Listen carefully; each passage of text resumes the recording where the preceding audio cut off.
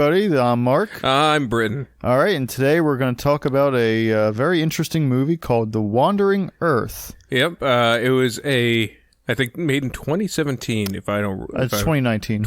Really? That? Yeah, according to the IMDb, it said 2019 on it. My mistake. So, very interesting movie. Came out of China about an endeavor to save humanity from extinction. Yep, so let's get started. We'll talk about it real quick.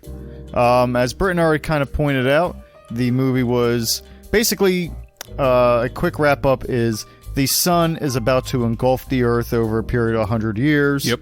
And then it's going to engulf the rest of the solar system in a period of another 500 years. Yeah. So there's no escape for the Earth. So the greatest scientific minds decide, why don't we just attach a bunch of rockets to the Earth and haul ass out of the solar system and go somewhere else? It's a endeavor conceived by Wile E. Coyote. And the funny thing about it is, that's not the stuff that goes wrong. No, oddly enough. That was just fine. Like, that is just the preamble to the actual story, which is one of the rockets kind of fails. I guess one of the big rockets in Shanghai fails, and so the Earth is on a collision course with Jupiter. Well, it was a series of bizarre moves on their part. Like, in order to get out of the solar system, they decided to do a gravity assist around another, with the planet around another planet. Yeah. And, lo and behold, if you get close to a body the size of Jupiter, Earth tends to, not react well to that for some reason. Yeah, and of course, the wandering Earth kind of hits a little bit of a stumbling block. Yeah. And Jupiter is kind of like, all right, come on in, guys. Yeah. We'll take you in, and people die. Yeah, it was as much as a quality of movie. It wasn't too bad. Like, the set pieces were very good. The costumes were very good. I quite enjoyed the movie. I thought it wasn't bad. As far as a nice little science fiction movie went, then yeah, it was entertaining. It never really stopped being entertaining. There was constant peril. Yeah. And they set up the stakes fine, like, okay, we're all gonna die unless they figure out a way to reignite the Earth. And then, like, once they get the igniter into the engine, one of the many engines, they realize, oh darn, we're too close to Jupiter now. Yeah. We're all gonna die. And we are gonna go a little bit into spoiler territory, so if you were just holding on, waiting to see The Wandering Earth and decided not to, pause it here and come back to us in probably about 3 minutes. Yeah. There's no way we're going to stay on topic for longer than that. So, at the end of the Earth, they realize, well, we're all going to die. What are we going to do? Yeah. And they decide, hey, I have an idea.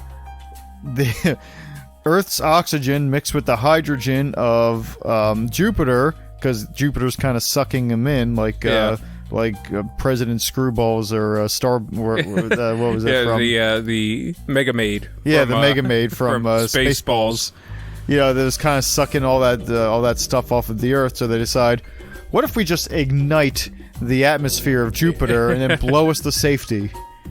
And we had an interesting discussion about that. Yes. If it was an explosion mighty enough to, move a body like Earth out of orbit, or just move the planet in general, it was pretty much I guess you're sacrificing one hemisphere for the other side.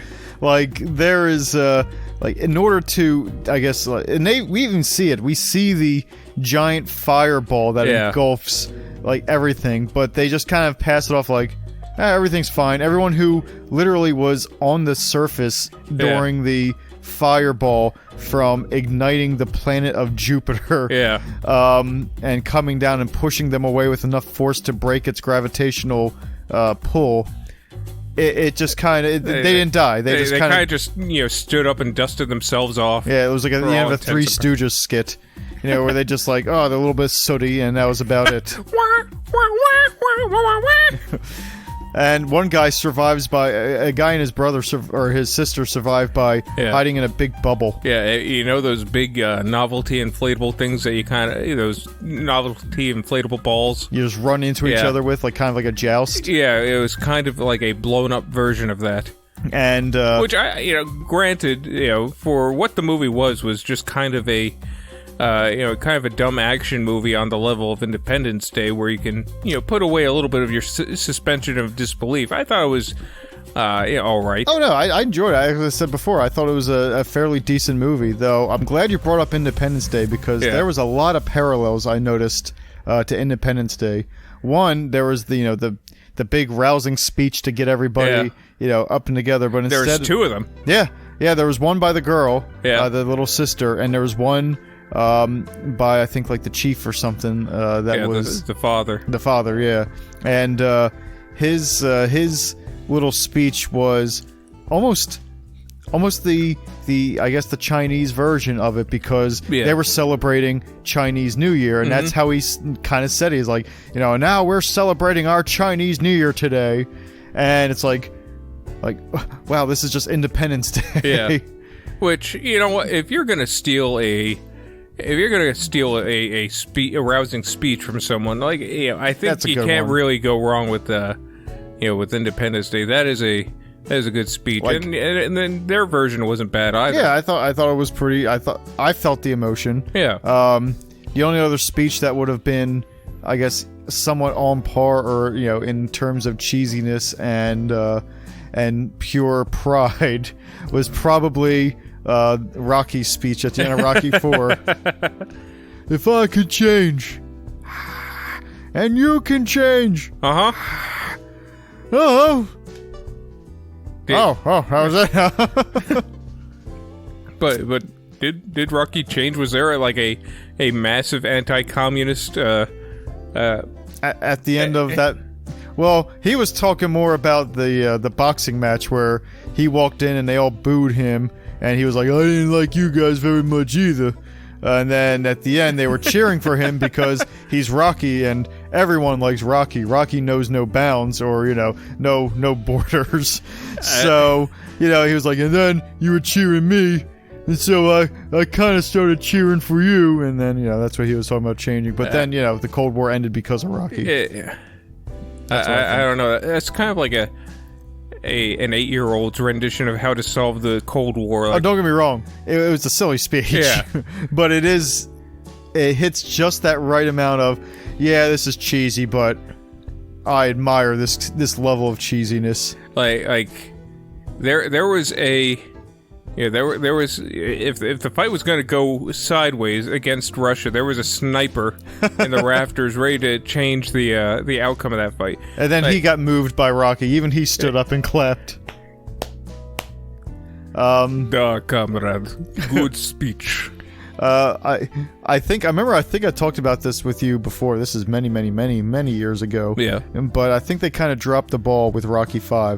I think everyone can agree with that. Of all the Rockies, I don't think I've seen Rocky V. I haven't seen all of it. I've only seen the ending, but I know basically the story, which is it's shitty. Yeah, he had a financial manager who screwed him over. So when he comes home from winning the Cold War, his son's 3 years older, and he's broke, and he has to move back into his 1-bedroom apartment in Philly.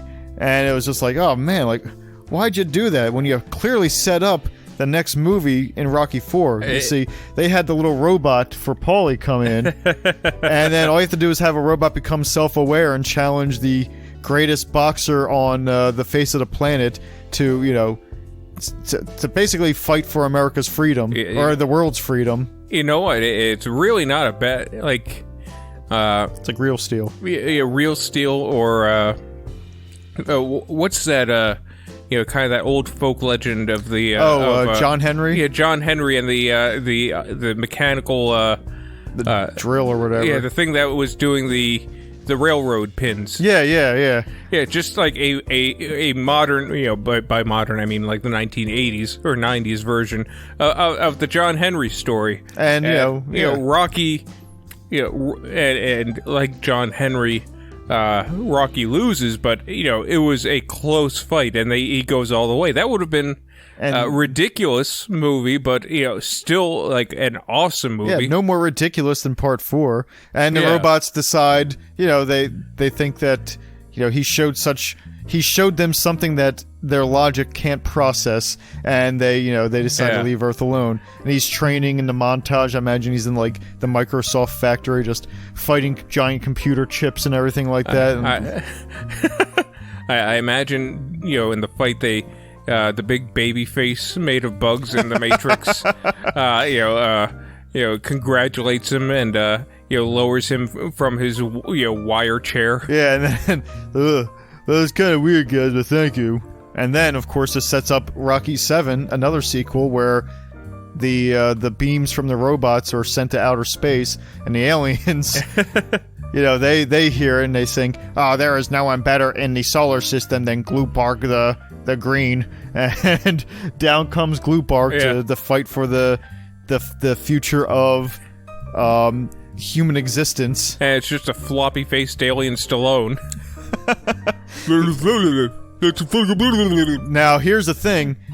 Much like Rocky 4, where they go to Russia, he goes to Gluborg's home planet, which is Europa, where the gravity is much less, so each hit really connects. They have to make the ring a lot longer and wider. I was going to say he goes to Gluborg's planet, where the gravities are much higher, and he has to train extra hard, like Goku. Okay, and then we can get some. We can either have Hearts on Fire, or we can have Total Eclipse of the Heart, or we can just have the good old fashioned Rocky theme. I'm gonna say you bring the You're the Best Around from Karate Kid, since it was supposed to be in a Rocky movie anyway. Was it? I didn't know that. I believe it was supposed to be in a Rocky movie, and it was just rejected or just not used, which is why like some of the lyrics kind of imply that there was a prior fight, like you're the best around. Not just that. There was a previous fight that you won, and then you lost, and then you won. Like that. Like I have to really think, but there was like implications, like there was like that there was previous fights, and it was meant to be a there should be. We should make up the name of the alien race and make their own little it's the Eye of the Grixin. It's the thrill of the fight. That would be awesome. No, yeah, like all these. And then, of course, once he beats the green stuffing out of Gluborg the Green, then he has to fight Zeus. Yeah. I was gonna say something spiritual. Or the energy beings beyond time. Like, I haven't had a challenger in 2,000 years, and Zeus is putting on his lightning boxing gloves. Yeah, that it's just like after he defeats the alien, like it, thunder crashes, and it's just, "You weak, pathetic fool." And it's he has to join Mortal Kombat. That'd be awesome. He fights for the Earth Realm. Yeah, it's like him, and you would expect to have your Johnny Cage or your Sonya or your Raiden or your the Liu Kang. That's what it was. Raiden was just kind of a third party. Yeah. But then you start throwing in maybe some other great fighters, and they're like I don't know, Bruce Lee. Or no, I got a better one. The Last Dragon, the guy from The Last Dragon. Bruce Leroy. Yeah, get him in there and have him, stand up, and they kind of join forces a little bit. Maybe Dutch from Predator. But Shao Kahn is in there, and he absorbed the soul of Sho'nuff. Oh, I was gonna say he absorbed the soul of Mickey. That makes it even more of a grudge match. Yeah. You leave Mickey out. And then after he defeats Shao Kahn, like Mickey's soul, you see his head. I can rest now. See his smiling face just floating up to the sky. Oh, you remember at the end of the first, just, "Thank you, Rock. You bum." I don't know why I had to handle something like that. It kind of brought me down. What does he say that for? Who does he think he is? That bum? He's a bum. And then he fights the Emperor. I was going to say the center of all evil in the universe. The evil core? Yeah, the evil core of the universe. It's just, I imagine just a radiating, pulsating thing, but it's a very good boxer. Yeah. I don't know why, but I imagine it's John Goodman. The voice of John Goodman? No, it is John Goodman. Like, it's not the actor, it's portrayed by John Goodman. Yeah. Like, remember in Constantine when the devil comes down, he's got like the black tar when he lands? That's kind of how John Goodman comes in. Just kind of... He's eating mutton.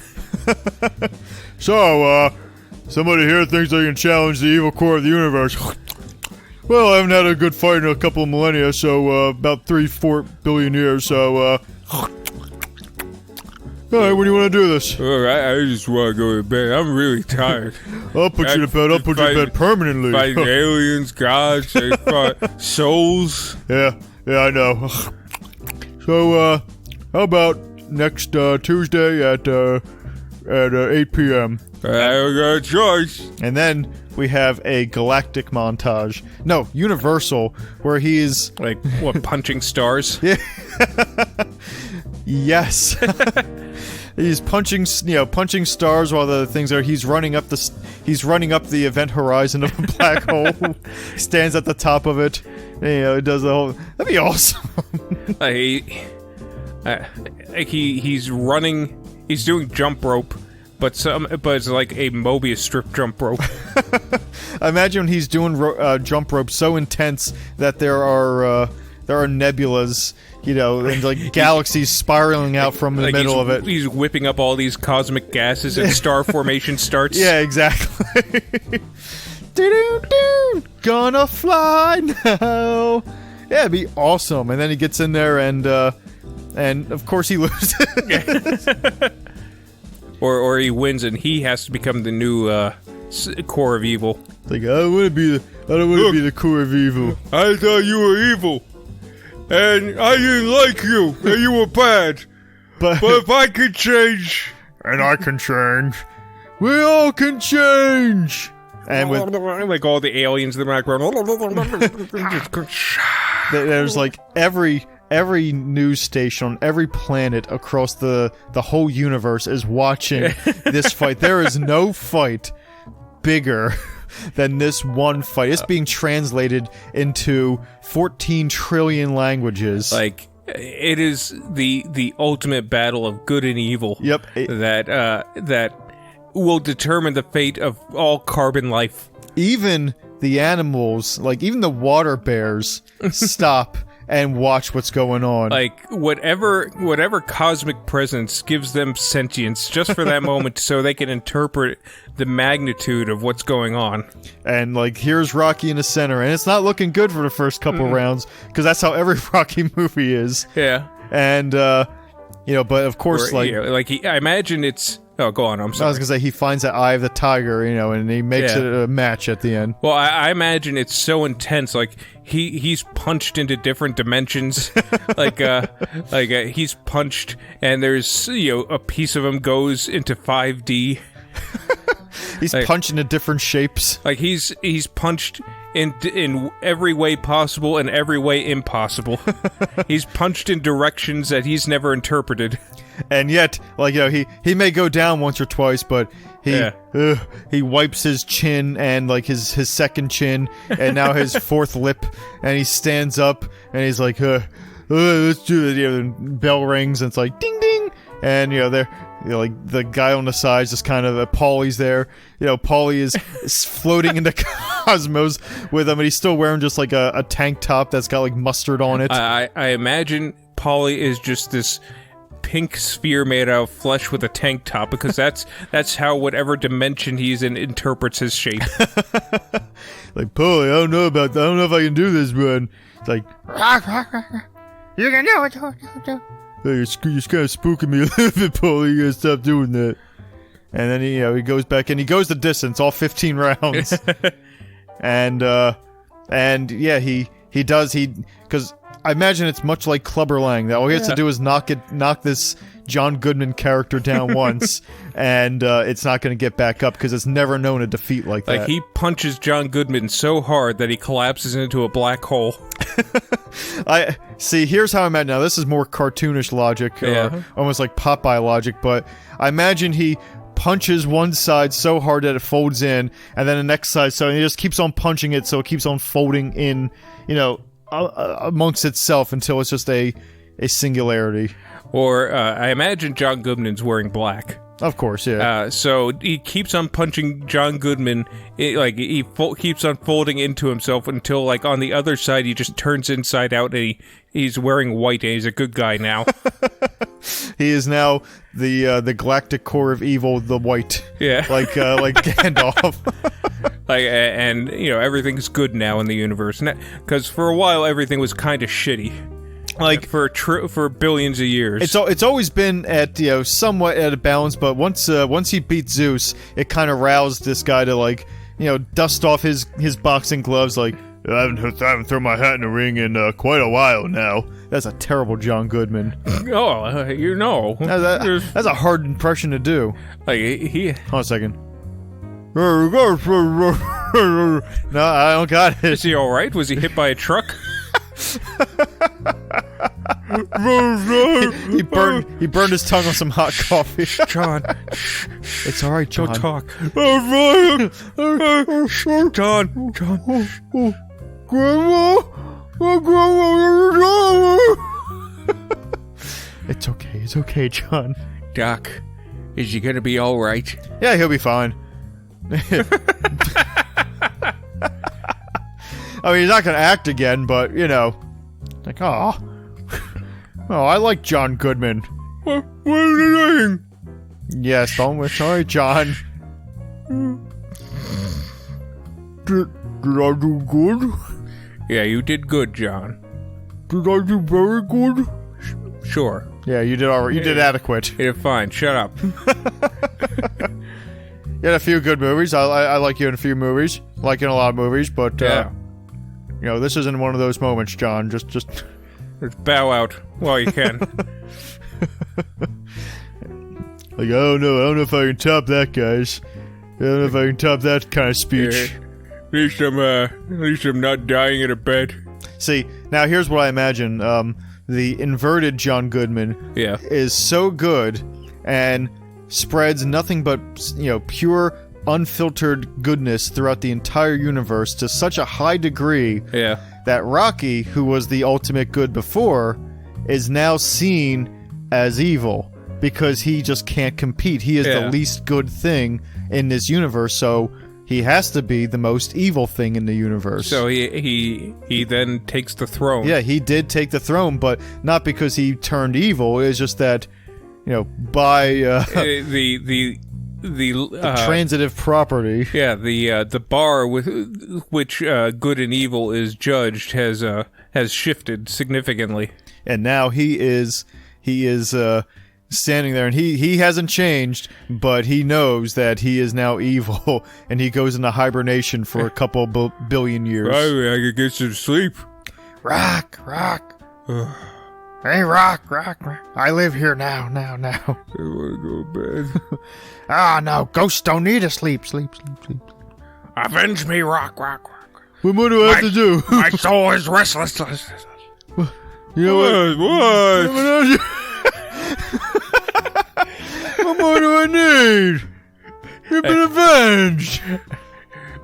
I imagine he's just riling in bed. I'm Henry VIII. I am Henry VIII. I am. Stop. And he can't cover his ears because the ghost is speaking to his brain. It's not it's not actually moving sound vibrations, so he's just interpreting it. And I don't know what Rocky's gonna do. That's how he's gonna go kill somebody. Is what he's gonna do. Like that is it's almost a Macbeth level of madness, or he's just driven mad and he just destroys cosmos.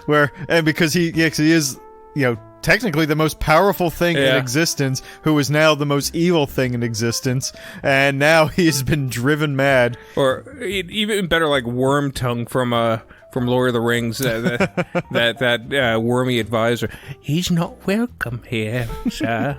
Is that Mickey now? Yeah, but he's like the little wormy vizier. Yeah, who's just needling at him until he is driven mad and is destroying different solar systems and societies. Kind of like in the Dragon Ball Super, there's like these beings who are just playing basically marbles with entire galaxies and destroying them for fun. Yeah. That's how much power they have. And that's how much power Rocky has. Where he's just destroying things. Like, he gets a little angry. There's the universe, may be infinite, but he still somehow destroys 30% of it. He destroys 30% of a concept, of all of infinity. And then he gets like, get that out of my system. And then he starts having fun. He starts playing games. Like, alright, I want you all, every galaxy in the entire universe, to paint me what they think is the funniest dog painting they can do. The losers, the bottom 3, be unexisted. And then re-existed on fire. No. I know what you all gonna say. Anyone grumbling? Anyone who's grumbling? They get the fire too. I'm grumbling. That entire stretch of universe is disintegrated and reintegrated on fire. Lord, there's dissension among... for some reason, Mickey, the Mickey ghost has become this, shitty advisor. Like, I like to think that after Mickey's been dead for a few years, his brain just started to rot, and his ghost for some reason can't control that. Like, when Mickey exists as pure spirit, he slowly loses things, loses his grip. Yep, and is just eventually just annoys Rocky into killing people he wants. Like, I know, I never liked the Bumblebee galaxy. Or not even, I imagine it gets to that point, but at first it's like, that man sold me a bad sandwich on the corner. That's Big Tony's shop. Destroy him and his kin. I like Big Tony, though. Big Tony's got some good sandwich. One time I got roast beef. He wants good roast beef, I tell you that much. Hey, it was a good sandwich. I don't know what your problem is. Yeah, it gave me indigestion. I don't care what it gave you. But I want to go to bed. Yeah, I'll tell you this much, though. What? You can't go to bed because of thy indigestion. Oh, it hurts. And it hurts you. Don't you feel it? I do now. I'm tired as well. I'm getting a little bit cranky. Oh! Yes, Big Tony needs to get taken down. He's dead! He's a dead man! Him and his family. Yeah, it's done. I destroyed him. And a few city blocks for good measure as well. And in fact, you know what? I'm throwing the whole thing into the sun. The whole city of Philadelphia. Oh, and very good, sir. Like, remember the scene where the Emperor first sees Darth Vader rise, you know, and scream, and he's all powerful in episode 3, and he's got that look of glee on his face that he knows he's won. That is the look that Mickey's giving at that moment. Yes, uncontrolled, unfettered power. What happened to Adrian? It seems in your anger you killed her. Oh.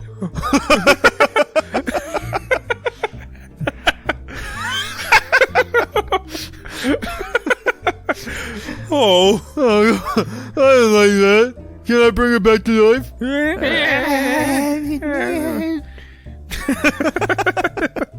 He can. He has that power. It's just that Mickey doesn't want to tell him that. No, because it won't make him angry. Yeah. The entire series of Rocky just becomes a man trying to sleep and a ghost who just won't let him. It's like a Scooby-Doo with the worst, with the ultimate power. Wait, Scooby-Doo can't sleep? I don't know why I made that. I meant like with a ghost. Oh. I don't know how I came to that conclusion either. Someone else needs to sleep. It's like Scooby-Doo with ultimate power. Maybe because Rocky can't speak right. It's like giving the stupid dog Christmas lights. Oh man, is that a reference? Should we tell that story? I guess we can talk about it briefly. Briefly, and then we'll get back to Rocky. We were watching this really bad dog movie. I like watching very shitty kids movies. Yeah, kids movies, any kind of movies, but kids movies. There's a certain like level of just darkness. Yeah, that we just, make it really dark, and like it's just hilarious to us. And shitty kids movies are always so bad, and they're always just so much fun to make fun of. In this particular one, I don't even know what the movie was called, but it starred Norm Macdonald as the voice of a dog who was solving a mystery. And we were watching it, of course, with every shitty movie, it gets a little boring at times because they have to try to fit a 10-minute story into an 85-minute project. And me, since I'm apparently becoming an old man, I tend to drift off to sleep. And I was still going strong, making fun of the movie and everything. And I just wake up. And there was one scene where they have, like, this guy has this woman trapped, and I'm like, oh, geez, I wonder how she's gonna get out of this one. And Britton just wakes up for just a second saying, I don't know, but I think this stupid dog's gonna do something with the Christmas lights. And actually, you wrote down the exact quote. Yeah, but I don't feel like searching for it because I put it away. Oh, okay. But it was something about dogs with Christmas lights. I think it was like, he's gonna get the dog with the dumb. He's gonna get the dumb dog with the Christmas lights. And there was a pause, and I was like, I don't get that one, Britton. And he's like, I don't get that one either. And then, well, no, it was like after you said that, I woke up and I'm like, I don't know why I said that. I don't know why you said it either, Britt. There's not any Christmas lights in this movie. Yeah, I think I was having a dream, and I commented on my dream. You were riffing your dream. Yeah. That's where we are in the world. That is a new level of riffdom when I riff my own dreams. It just... Because apparently, like, I was still... The dumb dog movie was still a part of my dream, but apparently there were Christmas lights as well. Like, I like to believe that... because now we've come to the point where we're riffing dreams that we are always on, even when we're sleeping. We're always on doing comedy. I wonder if it's going to eventually become a disability. Like, nah. Mr. Lerner, do you have 7 days to live? Well, I guess I have 7 days of Christmas lights to hang. Seriously, though, I am very sick.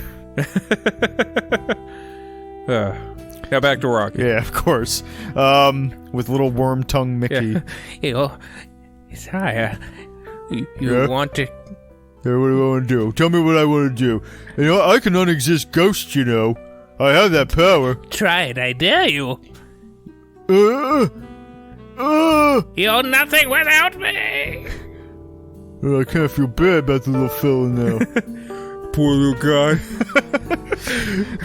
I imagine in my head now that, like, with the way you said it, it sounded like he was just fading out into nothing. Yeah. Like maybe disappearing into a point. Yeah, that's kind of like how I was interpreting. Like he was kind of being crushed. Yeah, but now I'm thinking of it as he just flattens out, and now there's like a flat ghost laying there that's just devoid of anything. So he's like lifting the flat ghost up and stroking it. Poor little guy. We turned Rocky into Lenny. Poor little fella. You pet him too, and here comes Apollo. You pet him too hard. That's what happens when you pet your Mickey too hard. I get to tender rabbits. I get to tender rabbits, Apollo. Yes, you do. The entire the entirety of the universe just becomes rabbits. Oh, that'd be terrifying. Would it though? Like, what are rabbits gonna do? I guess we'd all become rabbits too. Like, I mean, everything becomes rabbits. That TV is rabbits. Like, planets and stars become rabbits? Everything becomes rabbits. That's awful. All matter in the tiniest form, like the atom, the tiniest piece of matter that there is, becomes a rabbit. Everything from, like, you know how you say turtles all the way down? Yeah. It's rabbits all the way down. That's awful. Eventually, gravity... Here we go. Go ahead. Like, you would eventually have... Because gravity is still a thing. Yes. So... Gravity is rabbits. Oh, go ahead. I'm sorry. Oh, it'd just be...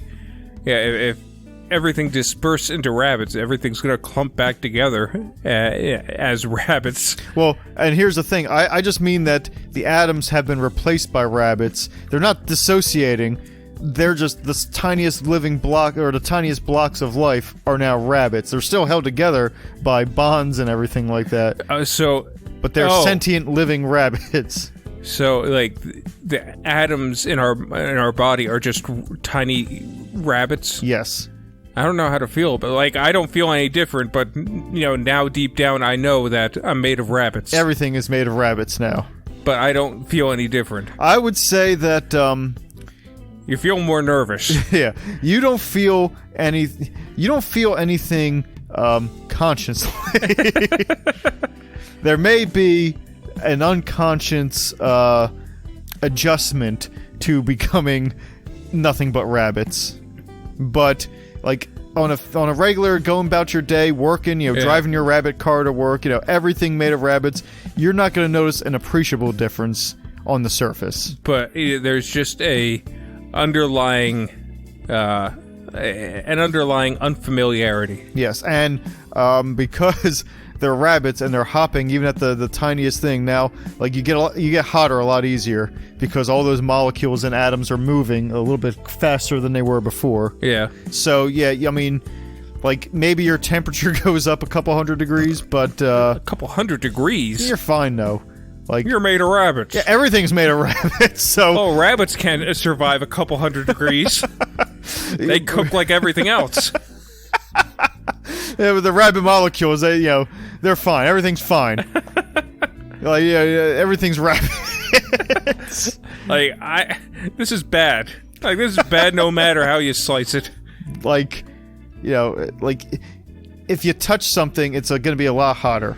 But you're also a lot hotter because you're made of rabbits, because everything is made of rabbits. That's like saying, if you touch that, that thing's on fire, but if you touch it, it's not going to hurt because you're also on fire. Yeah, I mean, if you are fire and you're touching other fire, you're fine. Well, you're not fire, I'm on fire. Yeah, but everything is made of the same rabbits. Oh, it's like saying, if I light myself on fire and I touch the other fire, I'm not going to hurt. Yeah. But I am going to hurt because I'm on fire. Well, no, here's the thing. Like, You're made of the same stuff that the fire is made of in this analogy. But I'm not. I'm made of rabbits. Well, everything's made of rabbits. Well, fire isn't. Fire is made of rabbits. Fire is a chemical reaction, not a thing. Fire, water, everything is made of rabbits. I choose to disagree. I do not acknowledge this science. The rabbit science. This science is too fringe for my liking. I don't know about that. We like fringe. It is a good show. Everything is made of rabbits, including other smaller rabbits. And including this sandwich full of rabbit. It's definitely all rabbits, including fire. The air we breathe is rabbits. Yeah. Like, no, Dad, it's not rabbits. Nothing is rabbits. What was I talking about? You were talking about rabbits. Rabbits! Everything is rabbits. Everything is made of rabbits. If that doesn't get on a T-shirt at some point, I don't know what you guys want us to do anymore. Then we have failed. Yeah.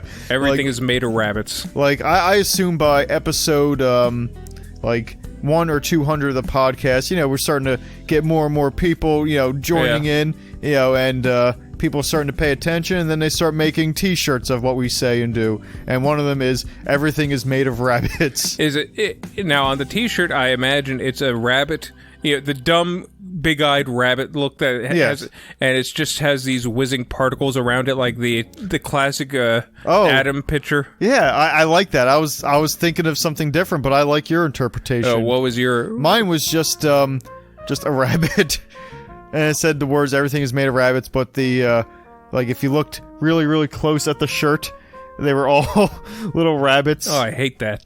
I hate that a lot. Like the words, I mean. Not I know that. I know what you meant. Just like a swarm of rabbits. I don't like it. It's like bugs. Yeah, but they're rabbits. But I like yours better.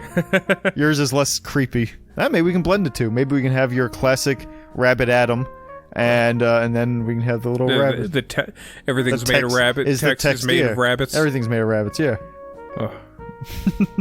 So, if somebody makes that shirt, we will give you, I don't know, nothing. Maybe $1. We'll say your name. Yeah, we'll give you a shout out to, and our audience is made up of at least 50 to the power of 24 rabbits.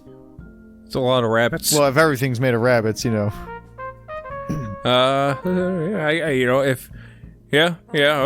If everything's made of rabbits, then we have at least that many rabbit listeners. Yes. Rabid listeners or rabbit listeners. Everything's made of rabbits. But on that note, The Wandering Earth. Not a bad movie. Definitely, worth the watch. I had a good time. It's dumb fun, and it's interesting to see what they do. Very good sets, very good costumes. I liked it. I'm gonna give it a stamp of approval because while it is a typical disaster movie, it shines above most disaster movies I've seen recently. There was that element of fun that couldn't be denied about it. Mm-hmm. So yeah, I thought it was very enjoyable. So well, that's it. Take it easy. Toodaloo. That'll hold a little SOBs.